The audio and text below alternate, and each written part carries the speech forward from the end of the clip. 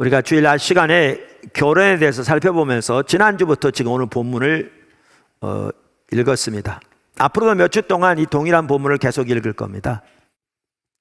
이 속에 하나님께서 말씀하시는 많은 부분들이 들어있어서 정말 우리가 더 이렇게 하나님의 뜻을 알기를 열망하는 마음으로 이 말씀을 계속 이렇게 보면 좋겠습니다. 이제 오늘은 이 말씀 중에서 하나님께서 아내에게 주신 명령에 대해 살펴보겠습니다. 우선 그 부분을 살펴보기 앞서 먼저 기억해야 할 것은 우리 각자는 하나님이 자기에게 주신 말씀을 받아야 합니다.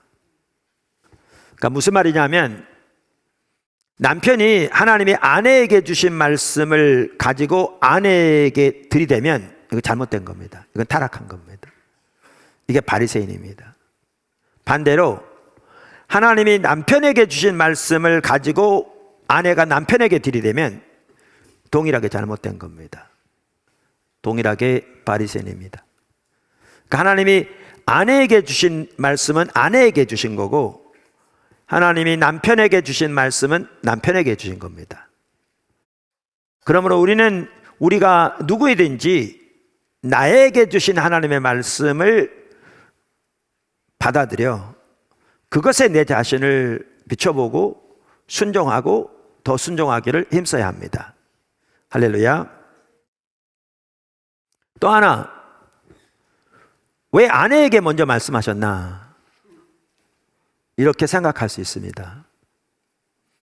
로이드 존스 목사님은 이 구절이 뭘로 시작하느냐 하면 그리스도를 경외함으로 피차 복종하라 이렇게 나오잖아요. 그래서 복종을 다루다 보니까 아내에게 먼저 말씀하셨다 이렇게 얘기하는데 저는 달리 생각합니다.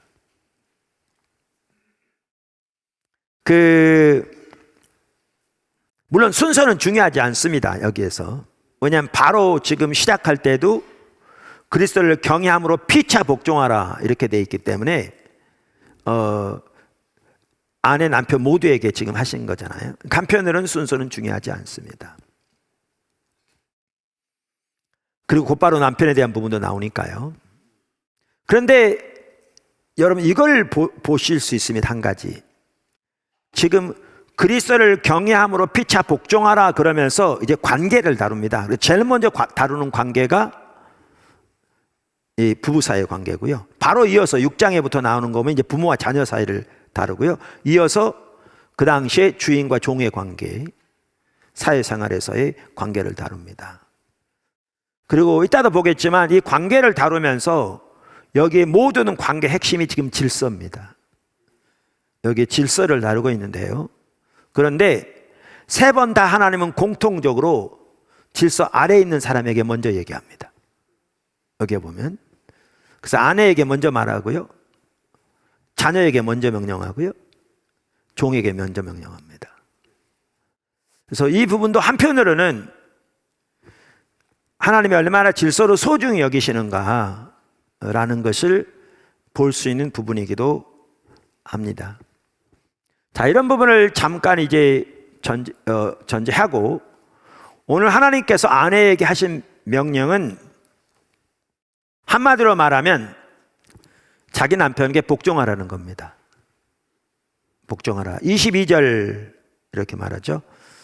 아내들이여 자기 남편에게 복종하기를 주께 하듯 하라. 24절.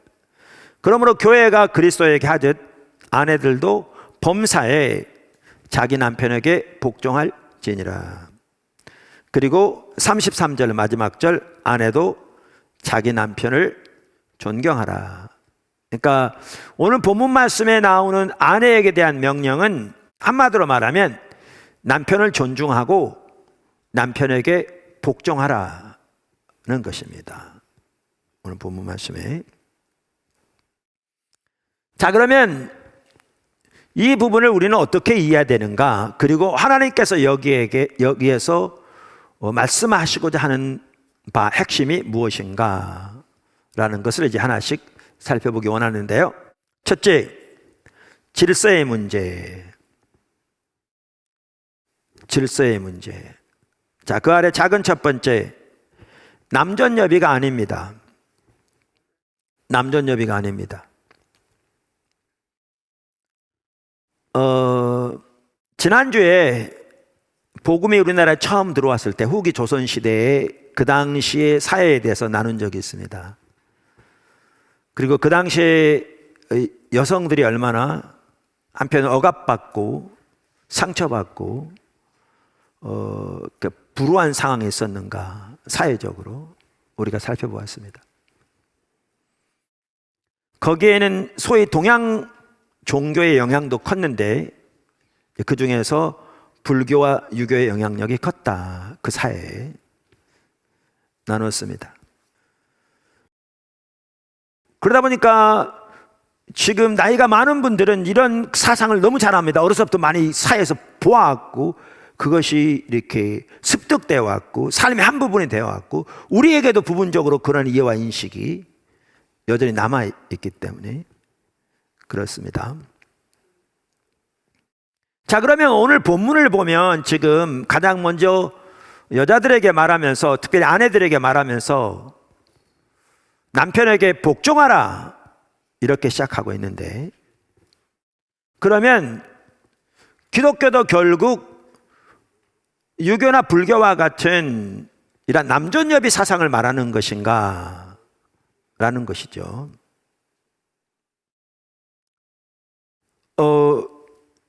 전혀 그게 아닙니다. 물론 일부에서는 그러니까 얼핏 보기에 그렇게 보일 수도 있고요, 이 구절을. 그 다음에 일부에서는 그렇게 이해하고 비판하기도 합니다. 그러나 이 구절을 보아도 그게 전혀 아니고요, 성경 전체적으로 볼 때 전혀 아닙니다. 사실 그러한 조선 후기 사회에서 지난주에 우리나라 교회 역사학자 교환분의 그 연구, 그걸 이제 토대로 해서 이렇게 나눴잖아요. 그분마다 그러한 조선 후기 사회에서 근본적으로 가정에서부터 근본적인 변화가 일어나 그것이 사회의 변화로 일어났는데 기독교를 통해서 그렇게 된 데는 남자든지 여자든지 모든 사람은 다 하나님의 형상으로 창조함을 받은 존귀한 피조물이라는 가치뿐만 아니라 결혼에 대한 성경적인 올바른 진리로 그 당시 교회를, 성도들을 무장하고 그렇게 성도들이 실천하면서 가정부터 사회가 바뀌게 된 것이거든요.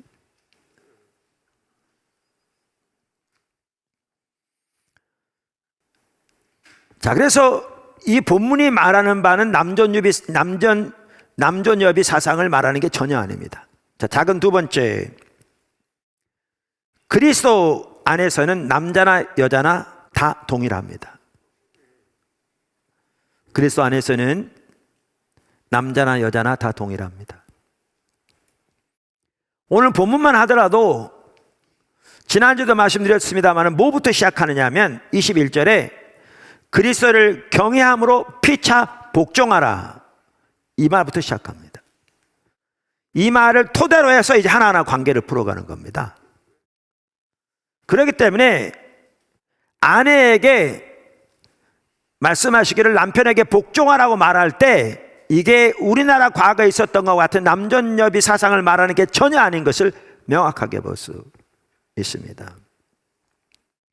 뿐만 아니라 사도 바울만 하더라도 성경 다른 곳에서 말씀드린 대로 하나님의 관점에서 보면 그리스도 안에서는 남자나 여자나 다 동일한 것을 명확하게 말하고 있습니다.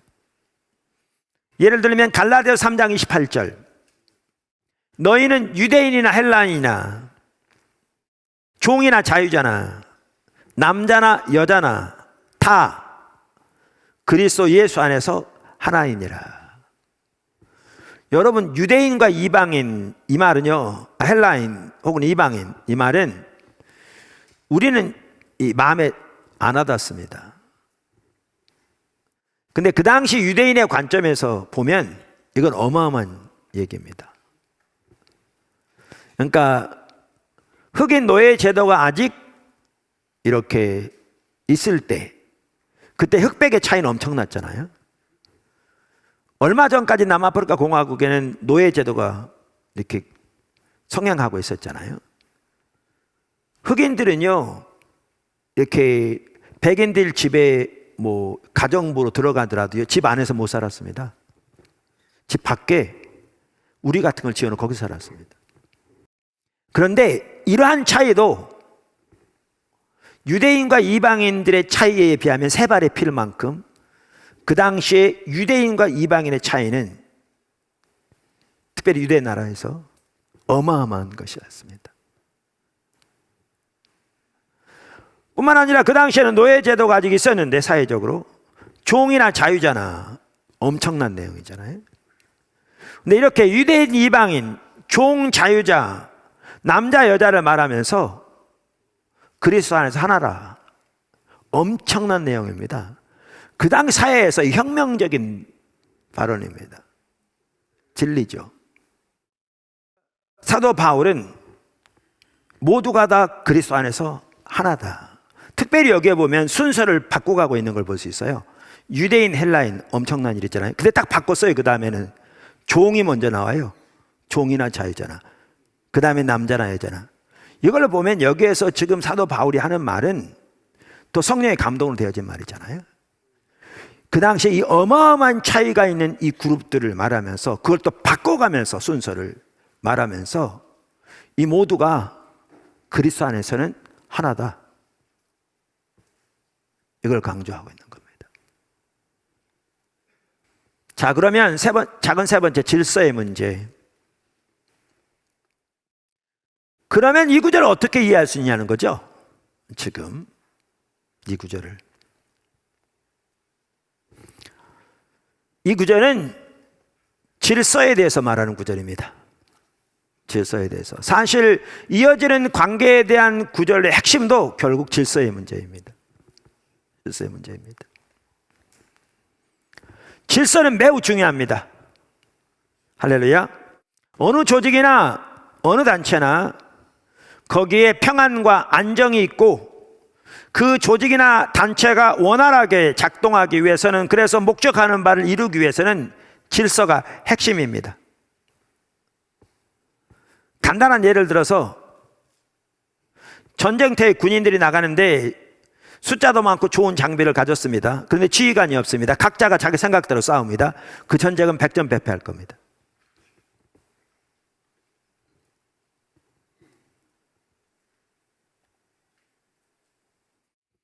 성경에 보면 하나님은 질서를 매우 중요시 여기십니다.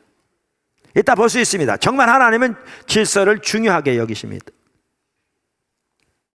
왜냐하면 어느 조직이든지 하나님이 세우신 질서 가운데 행해야, 말씀드린 대로 거기에 하나님의 은혜와 평강이 넘치고 그것을 통해 하나님의 목적과 뜻이 놀랍게 이루어질 것이기 때문에 그렇습니다. 그리고 하나님이 세우신 대로 원활하게 작동할 것이기 때문에 그렇습니다. 교회도 그렇고요, 가정도 그렇고요, 부모와 자녀 사이도 그렇고요, 부부 사이도 그렇고요, 사회도 그렇고요, 국가도 그렇고요.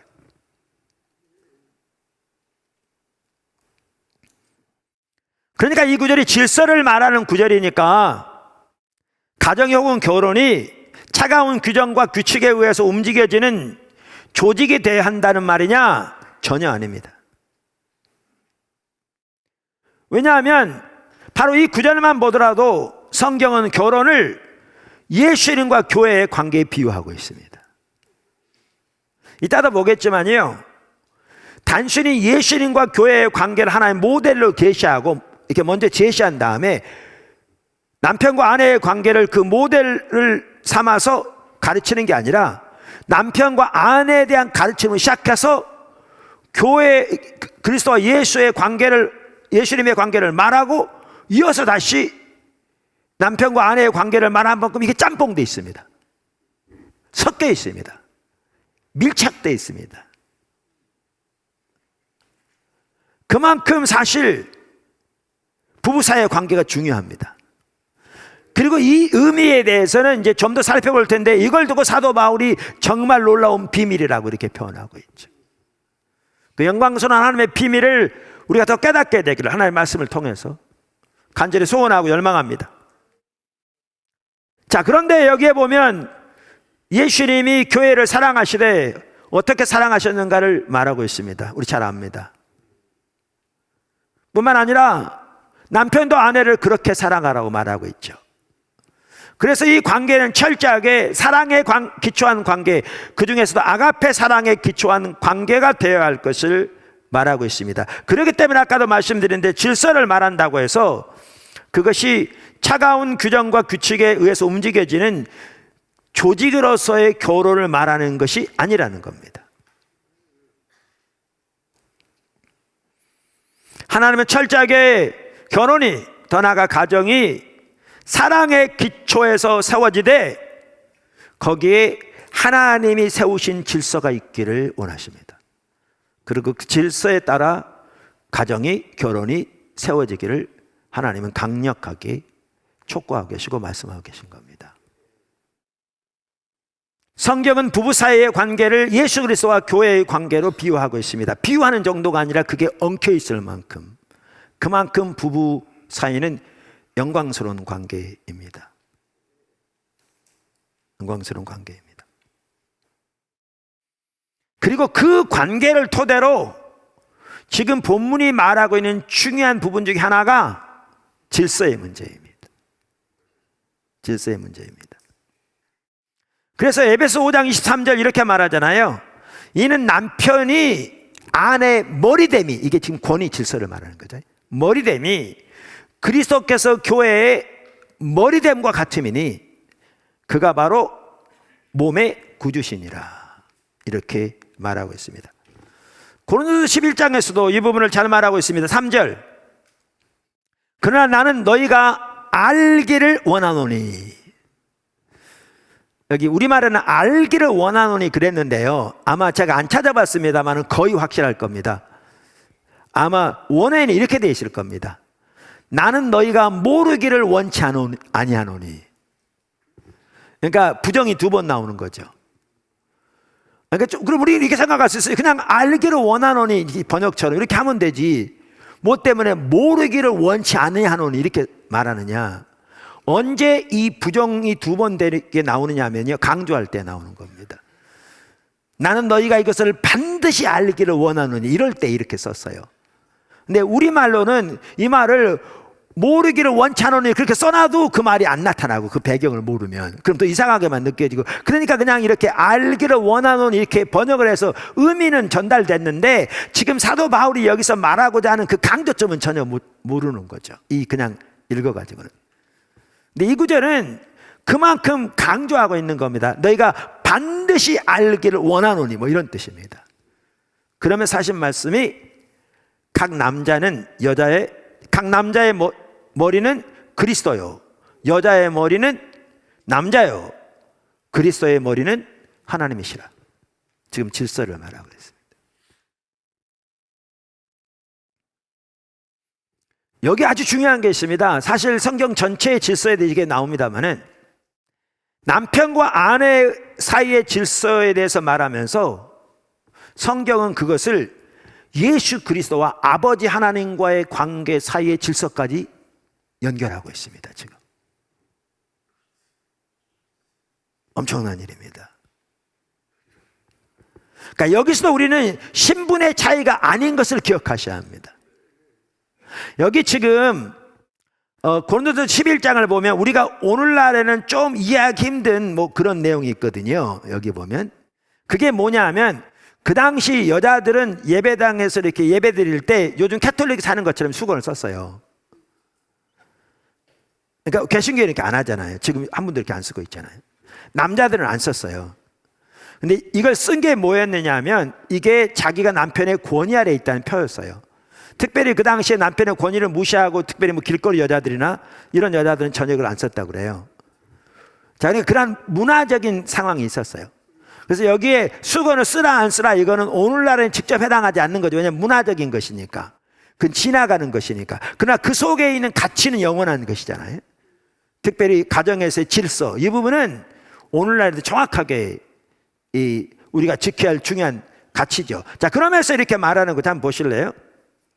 4절부터 보시면 11장 고린도전서, 무릇 남자로서 머리에 무엇을 쓰고 기도나 예언을 하는 자는 그 머리를 욕되게 하는 것이요, 무릇 여자로서 머리에 쓴 것을 벗고 기도나 예언을 하는 자는 그 머리를 욕되게 하는 것이니 이는 머리를 민 것과 다름이 없음이라. 여기에 뭐죠? 여자의 머리를 욕되게 한단 말은 아까 뭐였어요? 3절에 남자를 말하는 거죠. 남편이 그 머리를 욕되게 한단 말은 뭐였어요? 그리스도를 욕되게 한다는 거죠. 아까 보시면 같은 장에.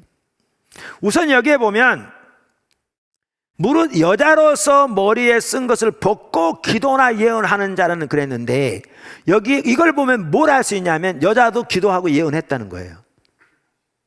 여기 보면. 근데 이 기도가 개인적인 기도나 개인적인 예언을 말하는 게 아닌 것 같아요.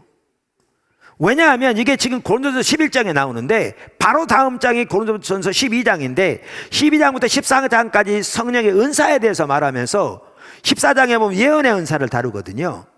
그러면서 예언의 은사를 다루면서 뭐라고 그랬냐면, 예언 은사를 다루면서 예언할 때 누구나 다 무조건 다 하지 말라. 그럼 어떻게 덕을 세우겠냐. 예언할 때 두세 명만 해라. 두세 명만. 그리고 차례대로 한 사람씩 해라. 그리고 다른 사람은 분별해라.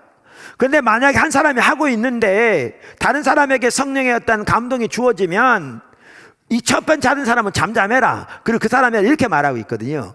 그러니까 누가 기도나 예언을 한다는 것은 개인적으로 혼자 뭐 이렇게 한쪽에서 기도하는 걸 말하는 게 아니고 공적으로 교회에 사는 것을 의미하는 것을 명확하게 볼 수 있어요. 이 문맥에서. 그럼 여기에서 여자도 했던 걸 볼 수 있어요. 이 얘기는 뭐냐면 아까 다른 구절에서 여자는 가르치지 말라고 그럴 때 여자들은 교회에서 무조건 가르치는 일을 해서는 안 된다, 그 말이 아닌 걸 볼 수 있다고요. 그러니까 이렇게 하되 철저히 뭐 가운데 하라고 그러냐면 질서 가운데 하라는 거죠. 특별히 남편의 질서 가운데서 질서를 중요시 여기고 있는 거죠. 자, 그러면서 이렇게 말합니다. 만일 여자가 머리를 6절 가리지 않거든 깎을 것이요 만일 깎거나 미는 것이 여자에게 부끄러움이 되거든 가릴지니라. 남자는 하나님의 형상과 영광이니 그 머리를 마땅히 가리지 않거니와 여자는 남자의 영광이니라. 남자가 여자에게서 난 것이 아니요 여자가 남자에게서 났으며 또 남자가 여자를 위하여 지음을 받지 아니하고 여자가 남자를 위하여 지음을 받은 것이니 그러므로 여자는 천사들로 말미암아 권세 아래에 있는 표를 그 머리 위에 둘지니라. 그러니까 이게 지금 권세 아래에 있는 표라고 지금 말하고 있잖아요. 제가 지금 설명한 그대로. 자, 그러면서 11절 보면 근데 이게 아까도 말한 대로 신분상의 차이를 말하는 게 아님을 바로 다음 절에 말해요. 11절 이렇게 말해요. 그러나 주 안에는 남자 없이 여자만 있지 않고 여자 없이 남자만 있지 아니하니라. 이는 여자가 남자에게서 난 것 같이 남자도 여자로 말미암아 났음이라. 그리고 모든 것은 하나님에게서 났느니라. 이렇게 말함으로써 남전여비 사상이나 남자의 우월성이나 혹은 여성을 무시하는 행동을 말하는 게 전혀 아닌 걸 볼 수 있다고요. 지금 동일한 같은 구절에서. 그러면 이 부분 역시 뭐에 대해서 말하느냐? 질서에 대해서 말하는 거죠. 질서에 대해서. 말씀드린 대로 하나님은 질서를 매우 소중히 여기신다고요. 근데 하나님이 질서를 소중히 여기신 것을 우리가 여기서도 볼 수 있는데 아까 그 구절에 보면요 부부 사이의 질서를 말하면서 그것을 어디까지 연장시켰죠? 예수님과 아버지 하나님과의 사이의 질서까지 연장시켰습니다. 아까 보셨죠? 여기까지 올라갑니다. 여러분 성경에 보면요 이게 명확합니다. 질서를 다루는 구절마다 그것이 부부 사이의 질서든지 부모와 자식 사이의 질서든지 뭐 교회에서든지 국가에서든지 어느 질서를 다루든지 그 질서를 성경은 꼭 하나님까지 연결시킵니다. 하나님까지. 그러니까 부부 사이를 말하면 아까도 우리 보았지만 이렇게 되어 있습니다. 아내의 머리는 남자고 남자의 머리는 그리스도고 그리스도의 머리는 하나님이라 이렇게 되어 있어요. 항상 이렇게 되어 있습니다. 그리스도의 머리는 하나님이시라. 이 말 속에는 하나님이 그리스도의 머리이신 것 같이 그리스도께는 남자의 머리시며 남자는 여자의 머리이다. 그러므로 아내들이여 자기 남편에게 복종하기를 죽게 하듯 하라. 그런 뜻이 달려있는 거죠. 그럼 이 말은 뭐냐면 우리의 질서의 성격에 있어서도 성부 하나님, 성자 하나님과의 관계를 생각하시면 그러한 철저한 사랑의 관계 가운데서 그 질서에 온전히 순복하되 자발적으로 하나님의 뜻 가운데 하나님께 대하여 순복하는 걸 볼 수 있죠. 할렐루야. 남존여비 사상과는 근본적으로 다릅니다.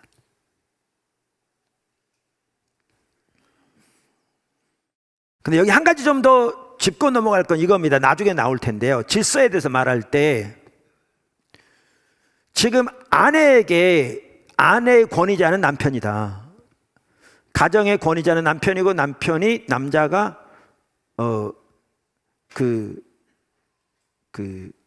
가장이다.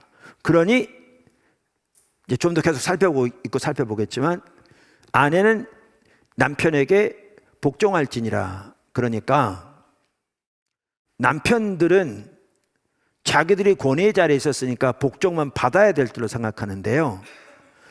뭐라고 처음에 시작할 때 시작했냐면 하나님을 경외함으로 피차 복종하라. 이 말부터 시작했을 뿐만 아니라 반드시 기억해야 할 것은 남편도 자기 권위자에게 복종해야 한다는 거죠. 그 권위자가 예수 그리스도입니다. 그러니까 이게 중요한 게 뭐냐 하면요. 아까 질서, 하나님까지 올라간다고 그랬잖아요. 성부 하나님까지. 어떻게 보면 아내가 남편의 질서 가운데 철저히 순복하는 것보다 더 먼저 어떻게 보면 남편이 그리스도의 권위에 순복해야 합니다. 이 질서입니다. 이게 큰 둘째입니다. 죽게 하듯 복종하라. 어떻게 보면 이게 가장 또 핵심이기도 합니다. 주님께 하듯 복종하라. 에베소 5장 22절 아내들이여 자기 남편에게 복종하기를 죽게 하듯 하라 그랬잖아요. 죽게 하듯 하라. 자, 그 아래 작은 첫 번째, 결혼은 주님과의 관계와 밀접한 관계가 있습니다. 결혼은 우리와 주님과의 관계와 밀접한 관계가 있습니다.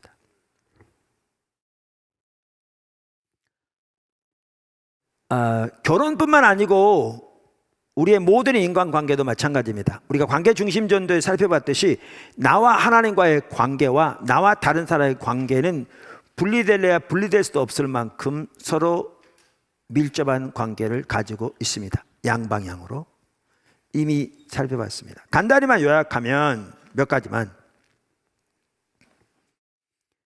나와 하나님과 관계가 무너지면요, 나와 다른 사람과의 관계가 무너지게 되어 있습니다. 나와 하나님과의 관계가 올바르지 않으면서 나와 다른 사람과의 관계가 올바로 될 수 없습니다. 왜냐하면 나와 하나님과의 관계가 무너지면 내가 곧바로 자기중심적이 된다는 것을 말하고, 내가 자기중심적인 자세와 태도와 가치를 가지고 다른 사람을 상대하게 되는데 그 관계가 절대로 올바로 될 수 없습니다. 올바로 될 수 없습니다. 그래서 나와 하나님과의 관계가 무너지면 곧바로 나타나는 열매가 뭐냐면 가장 가까운 부부 사이에서부터 다른 사람과의 관계가 무너지기 시작합니다. 이처럼 우리와 다른 사람과의 관계와 우리와 하나님과의 관계는 분리되지 않습니다. 성경은. 그런데 특별히 부부 사이는 더욱더 그렇습니다. 결혼 자체가 단순히 두 사람 사이의 약속이 아닙니다. 우리가 살펴본 것처럼 하나님의 언약에 참여하는 겁니다. 오늘 본문에 보면 예수님과 교회의 관계를 그냥 모델로 제시하고 거기서 가르침을 뽑아온 정도가 아니라 부부 사이를 말하면서 예수님과 교회 사이를 말하고 다시 부부 사이를 말할 만큼 엉켜 있다니까요. 그만큼 결혼은 하나님과의 언약의 관계에 들어가는 겁니다. 그래서 부부 사이의 관계와 하나님과 우리 사이의 관계는 일반 관계도 당연히 그런데 뗄래야 뗄 수 없도록 중요합니다. 그래서 베드로전서 3장 7절 이렇게 말합니다. 남편들아 이와 같이 지식을 따라 너희 아내와 동거하고 그를 더 연약한 그릇이요 또 생명의 은혜를 함께 이어받을 자로 알아 귀히 여기라. 이는 너희 기도가 막히지 아니하게 하려 함이라. 자, 그래서 우리가 살펴본 작은 첫 번째는 우리의 결혼은 주님과의 관계와 밀접한 관계가 있다는 것입니다. 할렐루야. 자, 그러면 이제 작은 두 번째, 죽게 하듯 해야 합니다. 이게 이제 복종하되 죽게 하듯 하라고 말하고 있는 거죠.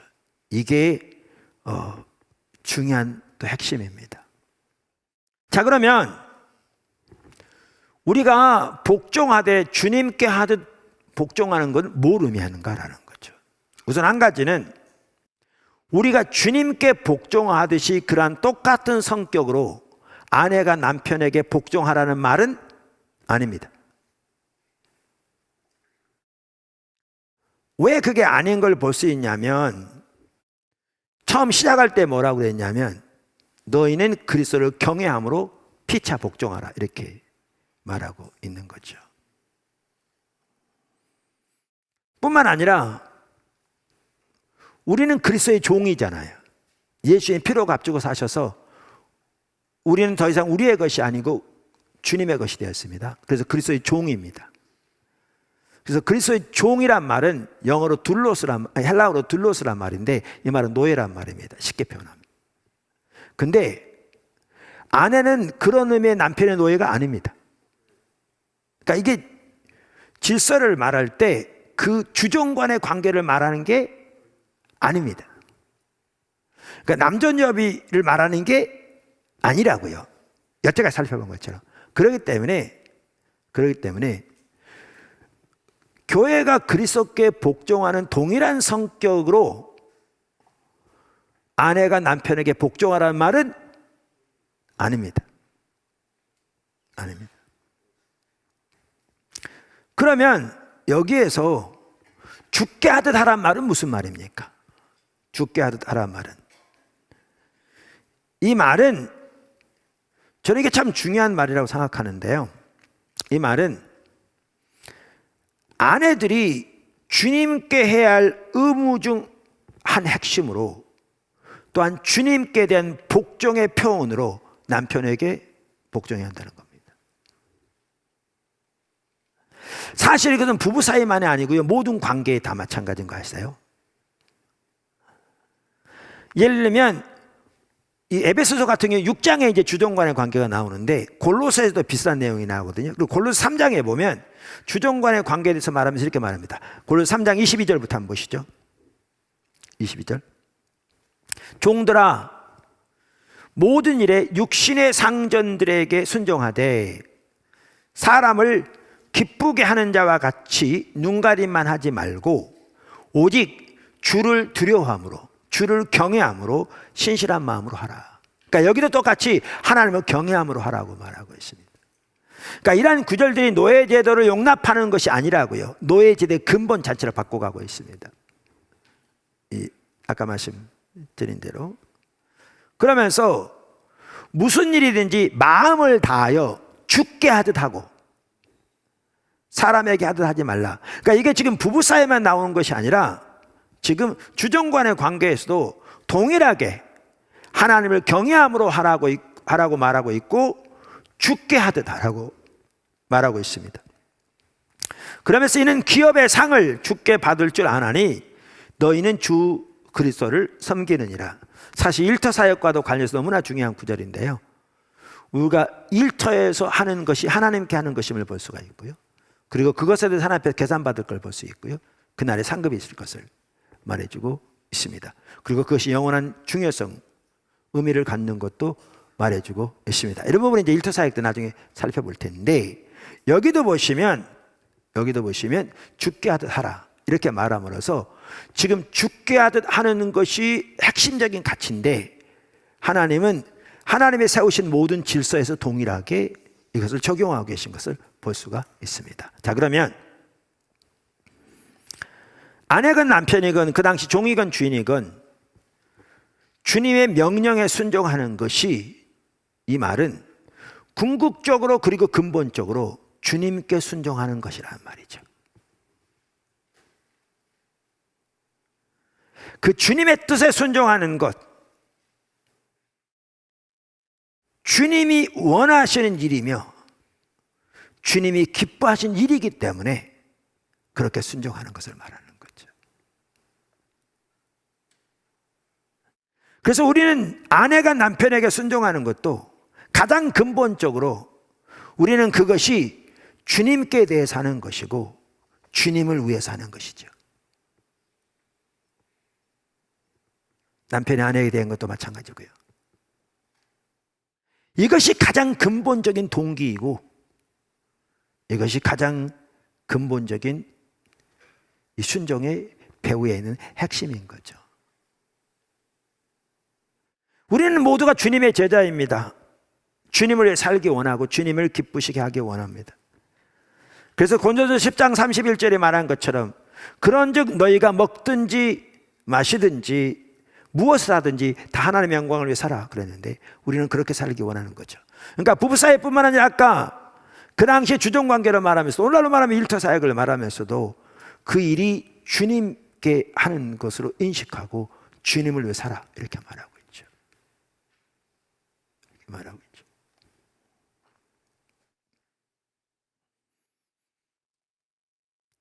그래서 우리가 이와 같이 하나님의 가정을 세우시되 남자를 머리로 세우셨습니다. 그리고 그에 관한 하나님의 능력, 은사, 지혜를 부으시고 아내를 세우시되 돕는 배필, 진정한 의미에서 세우시고 그에 관한 그에 필요한 하나님의 지혜, 은혜, 능력, 권세 부으십니다. 그럼 이 말은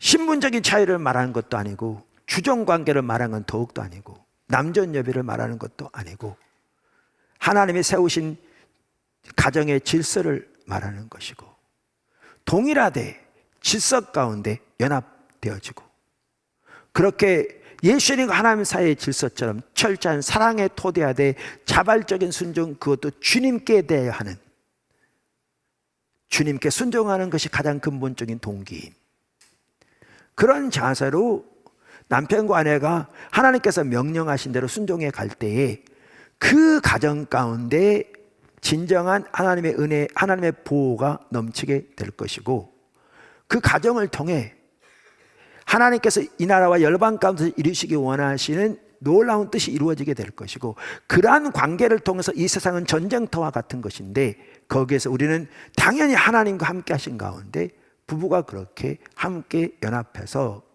이 모든 싸움에 승리할 뿐만 아니라 달려갈 길 달리고 모든 선한 싸움 다 싸우고 하나님의 영광에 이르기까지 귀하게 쓰임받는, 그리고 특별히 그러한 가운데서 자녀들이 자라나고 양육되어지고 부장돼서 또 열방으로 나가 또 가정을 이루고 나갈 뿐만 아니라 열방으로 나가 그렇게 하나님을 섬기는 자리로 서게 될, 이것이 하나님이 가정에 세우신 하나님의 계획이고 여기 오늘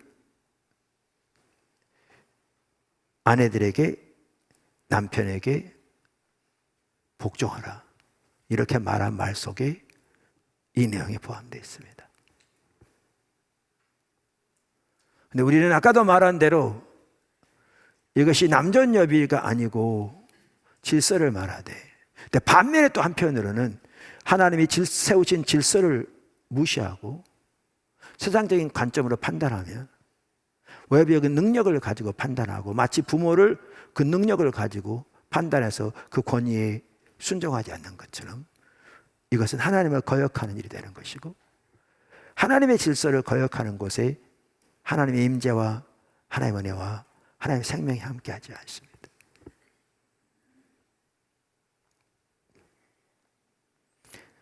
그래서 죽게 하듯 하라 이 말씀에도 볼 수 있듯이 결국 결혼에는 그 중심에 그리스도가 있어야 할 것을 명확하게 보여줍니다. 여러분의 결혼에는 중심에 그리스도가 있기를 주님으로 축원합니다. 그래서 하나님께서 예비하신 그 놀라운 은혜가 넘치고 생명이 넘치는 복된 가정으로 다 세워질 수 있기를 주님의 이름으로 축복합니다.